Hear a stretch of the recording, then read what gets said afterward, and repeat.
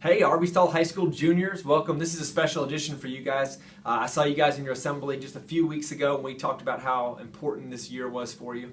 One of the things is a deadline that's upcoming for us. As we discussed, you can have a choice in your junior year to take your SAT or ACT, and that deadline's approaching for us in December. So Ms. Cummings and myself wanted to talk to you guys a little bit about which test was right for you. Ms. Cummings, if you could start just by telling us a little bit about each of the tests. What's the ACT like? What's the SAT like? Sure. So, hi everyone. The ACT is out of 36, so your score is going to be something under that 36, and it's going to be an average of 4 sections. Those 4 sections are going to be math, English, science, and reading. And each of those sections is going to have a score out of 36. So then at the end, they're going to average them all together, and that's how you get your composite score. So that ACT does have the science section on it.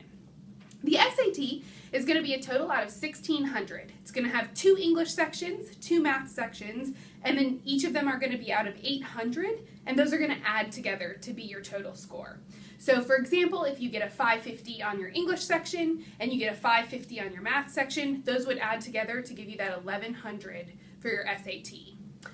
The English section is broken down into a reading section and then a writing and language section. And then the math section does have a no calculator section and a calculator section. So that's where those 2 heavy hitter parts are coming from.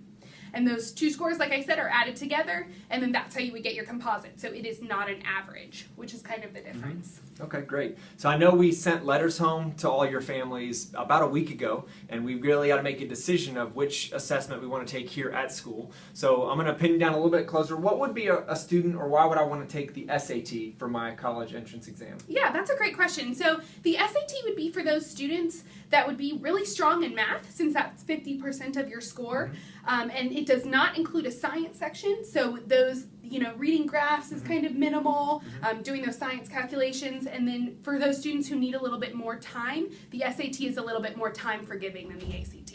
Okay. Why do you think I would choose the ACT? Well, kind of the opposite points of that. Okay. So if you're a strong science student, there's a science-specific component on the ACT. The math portion is only a quarter. It's one of the 4 assessments for them. And if you work well and can take your test efficiently and time is not that much of a factor, then the ACT might be the right assessment for you. Yeah, right. So Mr. Carrick, I'm an 11th grader at Stall High School. What do I do now? Well, I would say, as we discussed the 2 different options for you guys, selecting the SAT or ACT is going to be a great option for you to take at school. I would recommend taking whichever one you're going to take in school, take the other one out. They're testing on Saturdays all throughout the school year. So getting registered and taking the other assessment, if you're taking the ACT, register for an SAT on a Saturday. If you're taking the SAT here at school, register for the ACT. What you can do there is see which test you really like the best and sign up for maybe improving that score at the beginning of your senior year as you get ready to apply and go into college. So that may be a strategy that you may want to take. So you're going to see which one you actually like and which one seems to fit you best and fit your strengths.